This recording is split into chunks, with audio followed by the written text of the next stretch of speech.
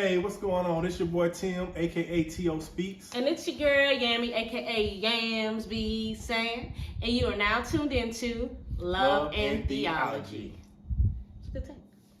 I know I've questioned many things in this world, but I never had to question your love. So I know one thing's for sure. I can put trust in a real love, your love. For every mom who ever missed a meal so they would have enough to let their babies eat. Fathers Hey, who we're so glad that you decided to join us once again for our podcast, Love and Theology. In today's episode, we're going to be talking about... Wait. Before you go on. Thank y'all for liking, subscribing, commenting. Some of y'all have been going off and telling your friends. Like, we have a goal, right? We're trying to get at least 50 subscribers on the Apple Podcast by the end of this month, and 100 subscribers to our YouTube page by the end of this month. So if you can help us achieve that goal, we would really appreciate it. Yeah. But thank you so much. We are grateful and humble by everybody subscribing and just looking at it. But today's episode, the title is going to be How Did We Get Here? Where we're going to talk about the pandemic, the year 2020 and the year 2021. How it affected us. How did we get here? You better sing it. Okay. If you're going to sing, you got to sing it all. No. I want you to get out of this formality because you were getting ready to be, the only thing you just did that you didn't do just now is say humble, because that's what preachers use, like church folks. I don't know why. Why do y'all use humbled as opposed to humble? Like, is the H supposed to be silent? Anyway, my point is... I think the anointing take the H away. Okay. All right. I want you to get out of the technicality of it. So I'm going to interrupt you every time I find you being technical. I wasn't being technical, actually. So It means you seem but kinda you're funny. messing up the flow when you do that. Okay, I'm for sorry. thinking of what you think that I'm doing. Okay, I'm sorry. But How did we get here? How do we get here? Okay.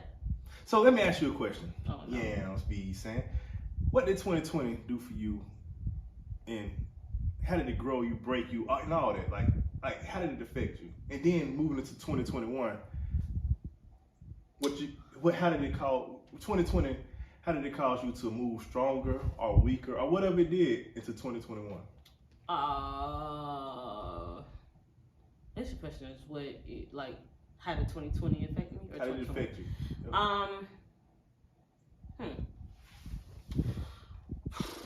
All right. Well, for those of you who follow the Can I Be Honest podcast, you know that in 2020, I quit my full-time job, at the end of 2019, and then I quit my full-time job in law enforcement, and then into 2020, I was working for a job that I thought that I would like, but I absolutely despise. Transition, right? So you went through a lot of transition. It was supposed to help me I don't know, bridge into this networking thing, but it just turned out to be very, very terrible. And as I was getting ready, so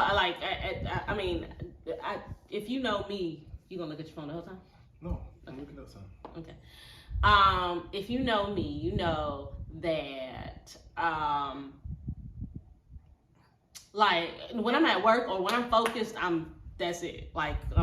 Even now, we were getting ready to set up, and Tim is asking me just little questions. I'm like, well, I got to be whatever, and he's the same way, except for when he don't want to be like that. Anyway, when him and I work in the same gig in different counties, sometimes Tim would call me and I would be like, but I got to do work. Why you calling me so much? It only might be one time. It was not the first time. She's like, why you calling me so You would call me at 8, at 9:15, at 10:22, at lunch, because you thought that because I wasn't taking a lunch break. I was trying to get out of there. Okay.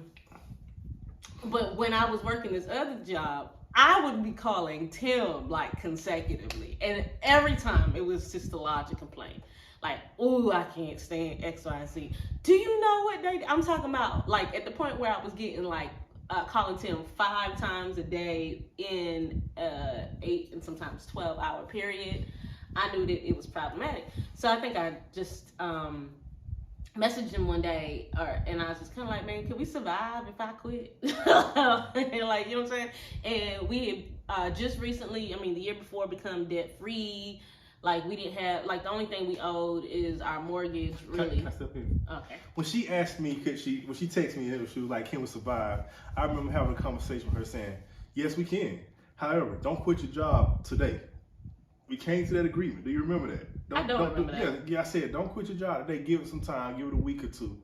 She comes home, disregard everything I said, and said, no, she called me and said, I'm no longer there. I'm like, what happened to the conversation? I just want to throw that out. I don't remember that. Yeah, I legit don't remember that. That is exactly And you know, I'm very like, I'm very whatever about money. You know what I'm saying?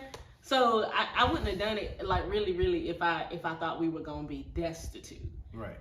But I also don't remember that part of the conversation. Yeah, but either way, literally. I was sitting at my desk. I had made my numbers of my quota for this nonprofit that I was working with. It was like a Wednesday, and I was kind of like, I really don't want to be here. So on they stuff, I typed up my little resignation letter. On their computer. I waited till one of my favorite supervisors for him to leave, because I didn't want him to try to convince me to go to stay, and then I submitted it to the head of HR. Who was like, I get it, sis, go get a leave, basically, right? And then I left. And then I think I called the person who would have. Anyway, I went back home that day, and I don't know if you know but Indeed has a limit to how many jobs you can apply for in a day. I didn't know till you did it.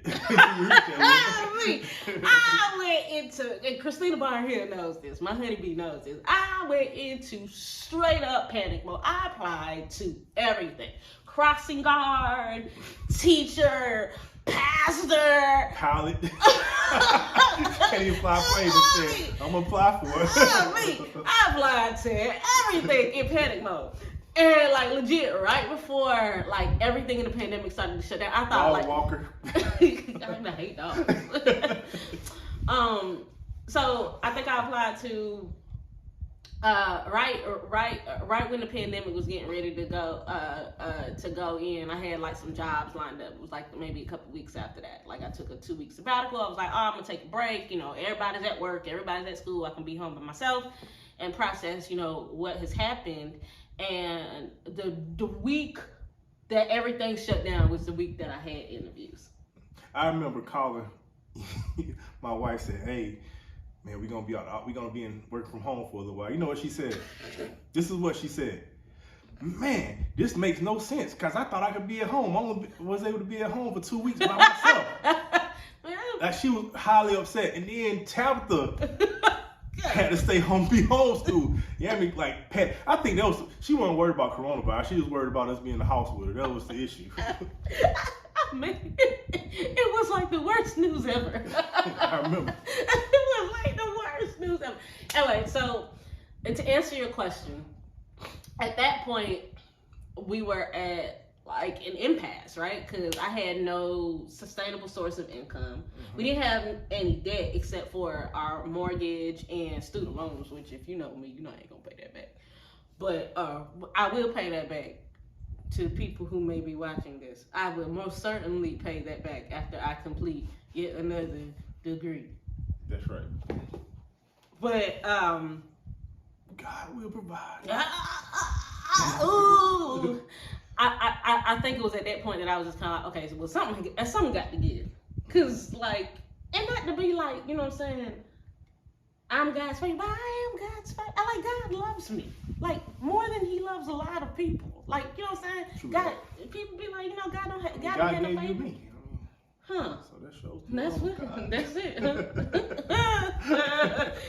No, but I think it was at that point that I was just kind of like, yo, something gotta give. I gotta figure something out. And like I probably went into hustle mode. Like, and when I'm in hustle mode, there are panic moments. There are like peaks and valleys. And anybody in my group chat, shout out to the honeybees.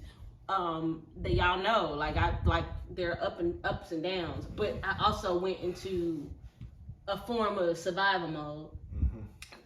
That allowed me to garner opportunities. Yeah, I remember when I started noticing you started going into survival mode, you started becoming peaceful too. Yeah. Peace fell on you, right? After you begin to let it go, like, I'm surviving now. We're gonna make it. That's where you begin to find your peace. What made you switch that gear? My therapist really helped me with that. I'm not even gonna front to you, cause I don't know. Leading up to it, I think we had just like a whole bunch of conversations about like what is sustainable to you or what looks like what for you, and I would list all these things, and these were the things that I believe that God kind of tested. Yeah. And to be like, you know, yo, what's up? Even going into your story, I remember I messaged her and I was kind of like, yo, this has happened, and I'll explain it when you say your part. But this has happened, and her responding to me by saying, don't forget, God is your source. And I was just kind of like, I need you to give me something really good in therapy. You know what I'm saying? But like even, but instead of like kind of spazzing out like I would if someone was just giving me like a whatever, I trusted her enough to believe what she was speaking over us. And I think that was the same thing, like the therapy and then the network of support that we had, who was like people, everybody didn't know that I was without a traditional job. You know what I'm saying? Very few people knew unless they listened to the podcast or they had asked me directly, like, you know, how's work going? And I'd be like, well, I ain't got no job.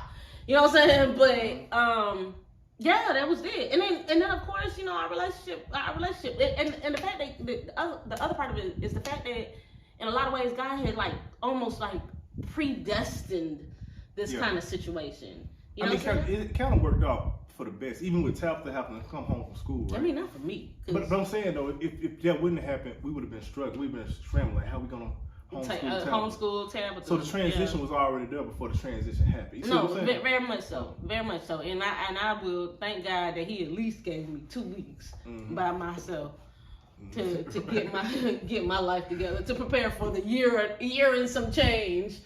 And now, in present, that we you remember when we first started doing the homeschooling? You would do the teacher part, and I have to do the recess part. And y'all, he would complain all about that little bit of recess part that he had to do. All he had to do was go play with his daughter, which he wanted to do anyway.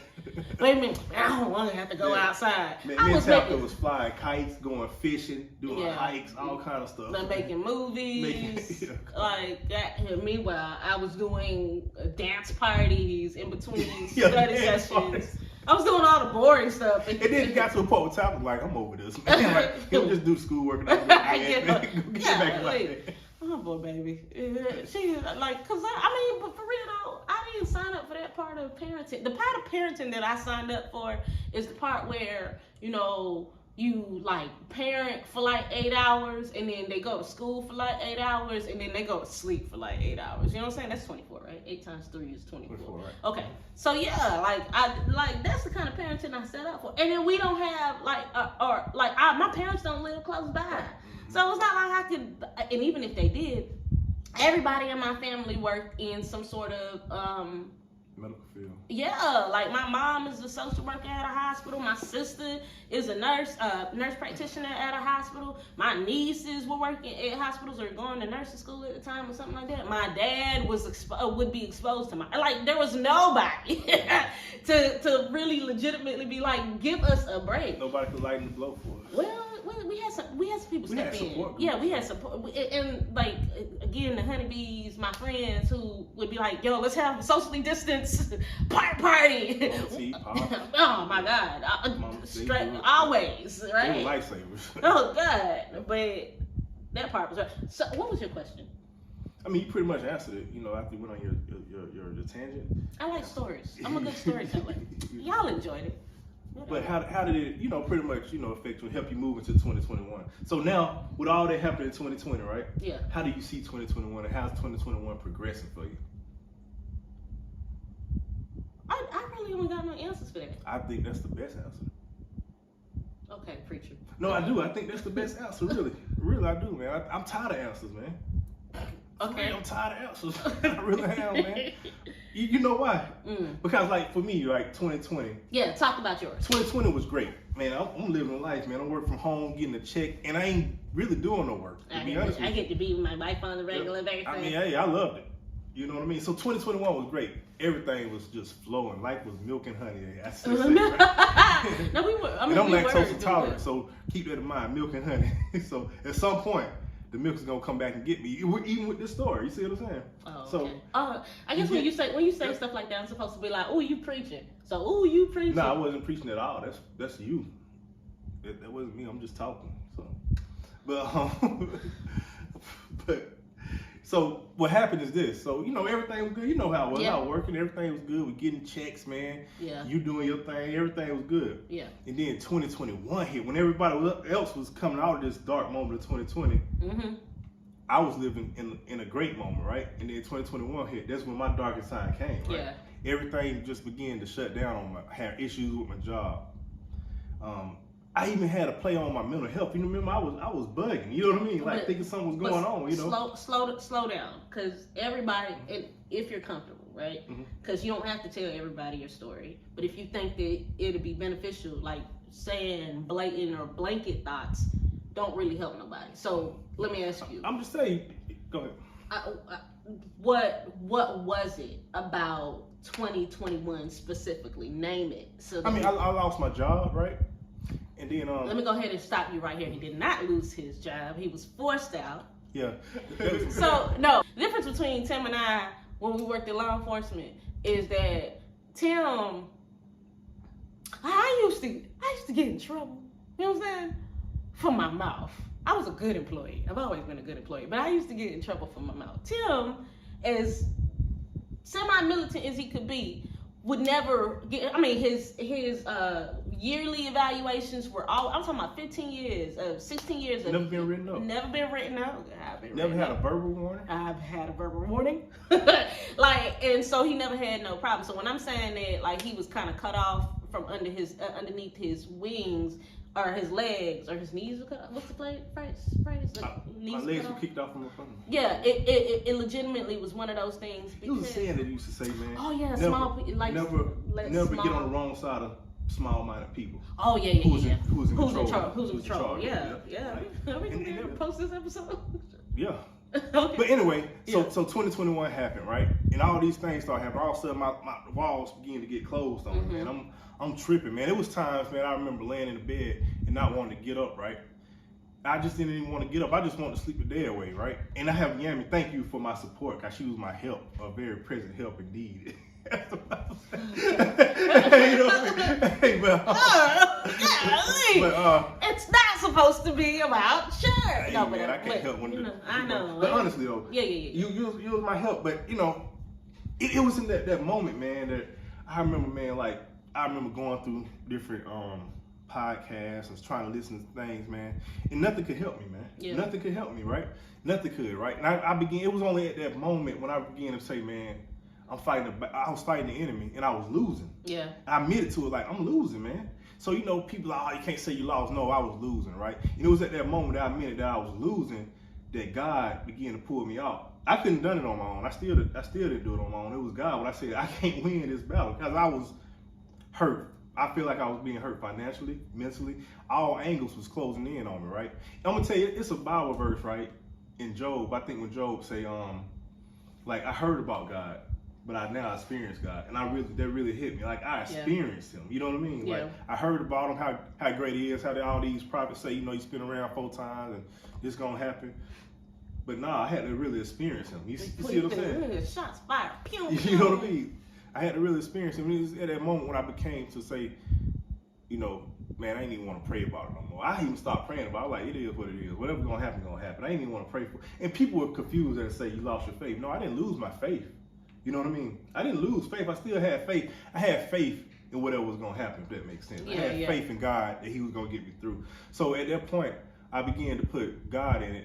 And people ask me, like, I remember somebody asked me, like, so what do you think 2021 is going to do? I don't know what it's going to do, to be honest with you. I don't know if it's going to be good or bad. This is just my honesty. You know what I mean? Yeah. But I do know that the one who got me through 2020 who take me through 2021 on back and go in into 2022 is with God. That's all I believe in now, because all these cliche, people like, this is gonna happen if you do this and do that, all that, you can keep that stuff for me. You know what I mean? Yeah. Because it doesn't work. It sounds good, but it really doesn't work. And I think that's the problem. Nobody wants to be honest no more about how they feeling. We all lean on people with these cliche thoughts, man, to get us through. And that's why we're not getting through nothing, because we're not tapping into what God gave us to pull ourselves out no more. We want other people's advice to pull us out, and that didn't work for me. That put me down in a deeper hole, to be honest with you. Yeah. I remember two thoughts, right? I heard Pastor YPJ say 2021. Like, people were like, 2021 is a new season. He was like, 2021 is a different year, same season. Same season, I remember that. And being 9 months in now, right? I can see his perspective on that topic. But also for you, I remember thinking, this is till death do us part, right? Mm-hmm. I mean, technically times two. That's what they say. But I remember thinking, I was like, bro, this is not okay. Mm-hmm. And to your point about like couldn't get me out, it was challenging. It was difficult for me to see you in a despondent, right? Mm-hmm. And granted, we have things that I dealt with in 2020. Mm-hmm. Our daughter was, experiencing some, trauma as any kid, as a result of not getting to go to school and whatever. You should have heard my baby. My poor baby used to be like, I just can't stand Donald Trump, because why would he allow this to happen? And I was just kind of like, and then the social unrest and stuff like that. It was already heavy. Then she had a friend that moved from her. Right in the middle of the pandemic. Yeah, so so that made her even sad. And our daughter emotes very, very well. But it was really difficult too to have this compounded. I remember you said, and I don't know if you remember it, but you came home when you told me about it. You know what brought me up? Excuse me, Ted Lasso. But go ahead. Okay. No. I remember when he told me about he called me, and he used to say this all the time. Like, they gonna fire me today, which to some degree I feel like you kind of foreshadowed your own existence. But I did. But it's because you also knew that there was a part of it is I knew that was greater for me, but you were also speaking a lot of not so positive things. Go ahead. I remember one thing I used to say, and I remember when I finally told you, you said, I didn't know you said that. I remember I used to tell people, it's great to retire. But if I end up retiring from here, that means I didn't fulfill what God called me to do. And I used to speak this a lot. And then next thing you know, man, I like, people like, all right, you don't want to retire here? Good. I have more for you. I used to say this all the time, years before it happened, man. Golly, if I retire, that means I just been a worker my whole life. I mean, there's nothing wrong with that. That's not what I'm saying. But I know it was great. But that wasn't for you. Right. That wasn't for you. I remember when you called me, I don't know if you know this, but I had just gotten off the phone with one of my colleagues on the alumni board that I serve on. And I was telling him, I was like, for today, because I was in the middle of applying for the doctoral program. Right. And I was like, for today, God is faithful. All our needs are kind of met. And I had thought in my mind, this is me thinking in my mind, not audibly saying, but thinking in my mind, I was like, as long as Tim has his job, we'll have insurance, we'll be fine. Mm-hmm. And then I'm talking about a beat after I thought that you called me. Yeah. And I was just kind of like, what?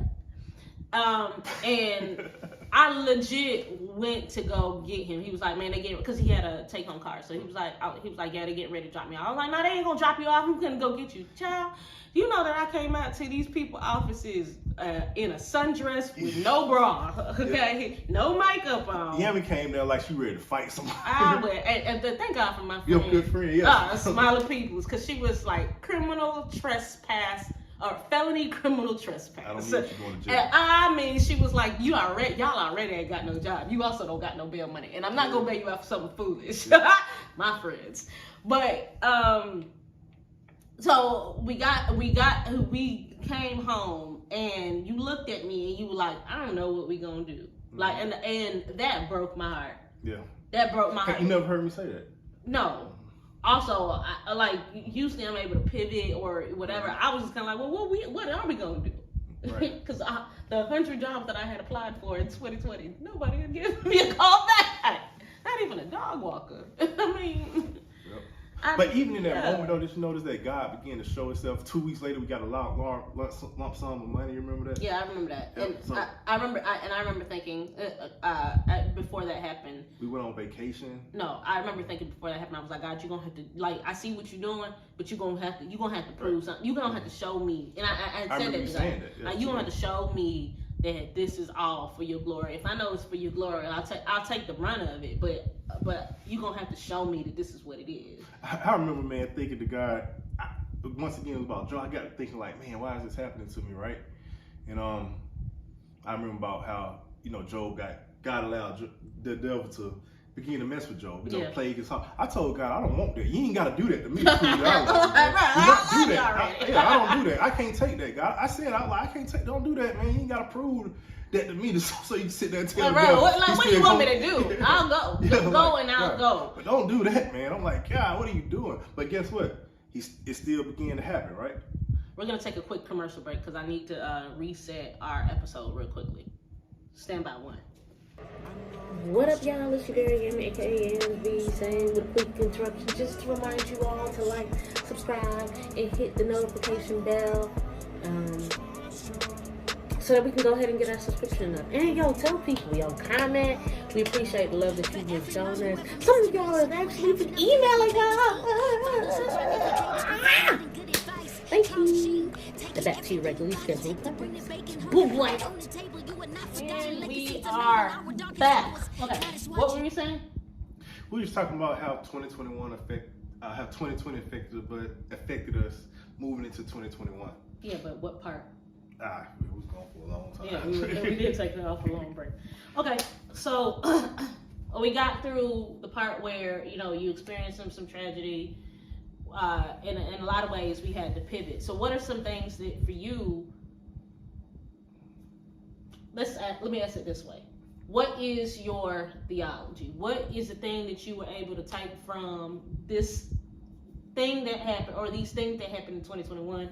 As a form of study, I guess, and that you now compartmentalize and are now going to be able to use for your future.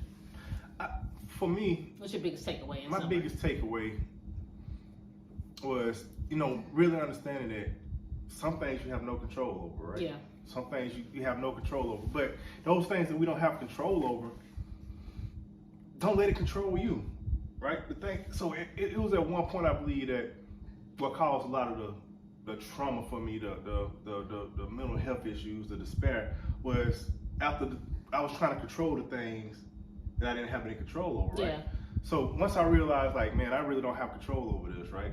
Nobody can really help me other than God. No advice could be given to me to help get me out of that. See, I'm one of those people that don't need you. Your pep talk does nothing for me because I got to get out my own way. Child, if that ain't the truth, can't nobody. Let me tell you something. Can't nobody convince this man to do not a daggone thing that he doesn't want to do. Like when people give me pep talks, I'm thinking to myself, like, I know what you're saying, and I believe it's right. However, I'm not there yet, right? Well, I don't understand, and I guess I don't understand. Like, how did you survive football like that? Because I played football. It was just I played the game that I was good at. I didn't need to get hyped up. I was hyped because my talent took me to the place where I needed to go to play football. It was the talent. You know what I mean? Mm-hmm. You didn't have to hit me on the head. I didn't have to listen to some crazy Lil Jon music to get crunk. I was gonna play the game regardless. Was Lil Jon really even popping around the time that you were, Yeah, Lil Jon been popping for a while. You probably caught on later, but I'm not from Atlanta. But okay. what I'm saying is, I don't need that. Your pep talk does nothing for me. You know what I mean? Yeah. Until I can get out my own way. Yeah. And begin to move for myself. So that stuff didn't help. So my theology was just don't try to control the things you can't control. It just ride the wave, man, and just be calm during the wave. Just stay calm and just ride the wave, right? Okay. And begin to move. Begin to take some type of steps. And begin to accept the fact that you hurt. Pain is okay. You know how people like pain produce nothing. Pain is pain, man. I'm tired of these cliches. Pain is pain. It hurt. You know what I mean? So once I accepted that pain is pain, man, I'm hurting. You know what I mean? I still have faith, but I'm able to admit that I'm hurting right now. I believe in God, but just because I have faith and I believe in God, that don't mean that I still don't know what's going to happen tomorrow. You know what I mean? So once I begin to realize like all this stuff, people like, man, you got to pull on your faith. You think I don't want to pull on my faith? Yeah. I want God. I want to take this. I want to give it to God. People like, give it to God. You think when people tell me, I'm like, you think I don't want to give it to God? You think I just want to wallow in this? You know what I mean? The question is how. If I gave it to God, if I could give it to God, I would, but I just don't know how. So I had to say, God, I can't give it to you personally. Take it. Oh, yeah. And that's when he began to take it. You know what I mean? I don't know how to give it to you. You know what I mean? Yeah. I said, take it from me because I can't give it to you. You know what I mean? How do you do that? It sounds good, but really, how do you give it to God? Yeah, that's good. You understand what I'm saying? So I said, God, take it. And God said, I'm going to take it. And once I began to be honest and be like, yeah, I'm hurting right now. I can't fight this by myself. I can't do it. The enemy is whipping me. Yeah. I'm losing. That's when God stepped in and said, thank you for being honest. So now I'm going to fight this battle for you. Because now you out your own way. So my theology was just to get out your own way. Don't try to handle stuff that you can't handle. And just be cool and relax, and you'll find peace. And that's what I did. That's the word. That's the word. You should now then ask me. So I was going to get to that. You know? I just want everybody how they say la moment. You know what I mean? But anyway,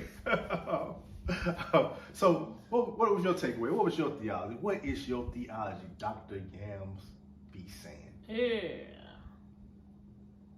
I am a control freak. So I will piggyback on what you said, which is, baby, you ain't got no control over nothing. I can honestly say, we don't know where anything, our resources are, we know our resources come from God, right? But we don't know where anything is coming, like left or right. Like, showed up right on. I mean, like, even right here, if these past 2 years are indicative of anything, it's that like God is mindful of his children. Right. In every circumstances. Granted, we're not in a super destitute place, but we could have been. Right. And you know what? And when I think about it, I like I ain't gonna lie, I have a little problem with the song. What's the song? Thank you, Lord, for all you. It could have been me. Thank you, outdoors. Thank you, no, thank you. Because I get what the concept is, but in a way, it makes it kind of perpetuates the thought pattern that God is not with people in those situations. But even the Bible says, "Lo." David said, "I will be with you." Was it David that said, "I will be with you to the end of the earth," or even in the depths of Sheol, I will be with you. Right. Which means that God is in our destitute situations as well as our high situations. So outdoors with no shoes, no clothes, no whatever, God still is there. It's a matter of whether or not we will accept how he chooses to be there with us in that situation. And that don't mean nothing for nobody who's going through something, because it's already difficult and tough. But as someone who is currently, for me, at least for me, who is currently still in a state of kind of having ups and downs about the current state of our current status, right. I can say that God is there literally with us, even in the depths of Sheol, or I don't know how you pronounce it, and I won't know how to pronounce it even if you tell me, but he'll always be there with us, and he has proven to be there with us now. So my theology is that no matter what circumstances I've experienced, and life for me ain't been no crystal stair, but that God has proven that he is really, really with us, which is why even, with my hesitancy to even do this podcast, because it kind of leaves us open to, world, or, what I'm saying, we got to work with each other from another job with each other. I believe that he's even here with us in this moment, and that's cool. I believe that. That's a show enough right on. Okay. Well, I think we've talked to you guys enough. So want to remind you what Tabitha say. She was like, what do you guys? No, I got one thing to say after that, right? Okay. I guess that's no, because it was real. No, it just hit me, right? I have a friend that's going through something with his mother, right? Ramon, right?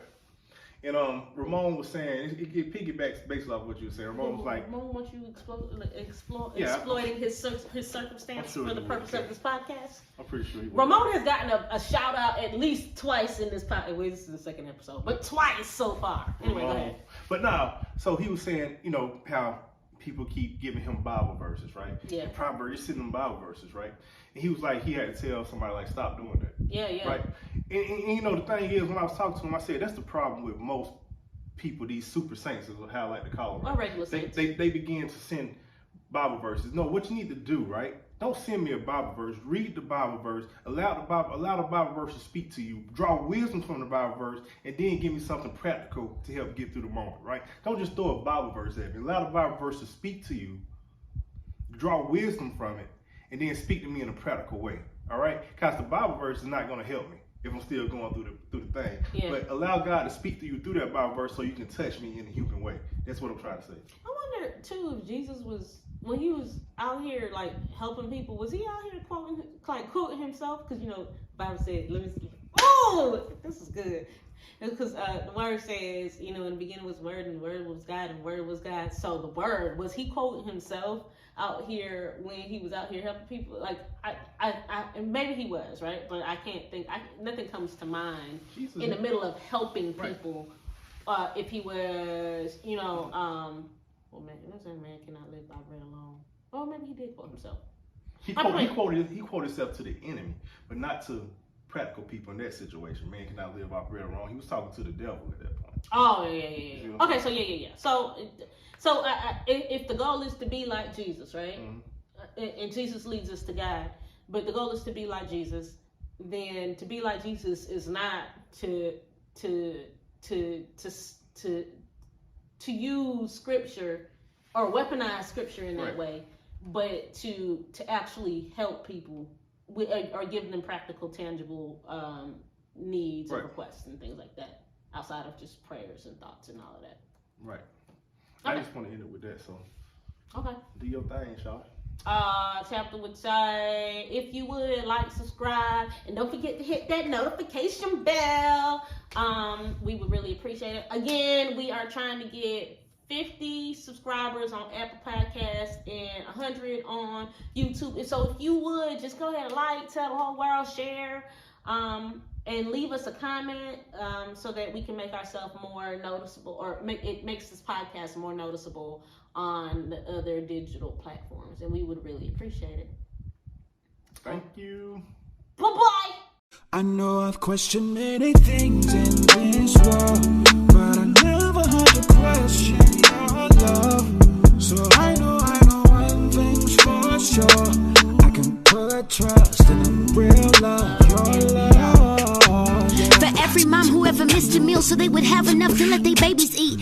Fathers who grind every day to provide more than good advice. Charlie Sheen, take it, everything you gotta take to bring the bacon home and put it on the table. You are not forgotten, legacies are made in our darkest hours. God is watching, keep your faith. Don't bend, don't fold, there's a lyric I quote. Tell me trouble don't last always. There's a Christ I know who revives the soul of the one who lose their way. Pursue the one who promised us a peace of mind. I tried to fly high on my choice of vice, but then I found Christ was the road to life. Many things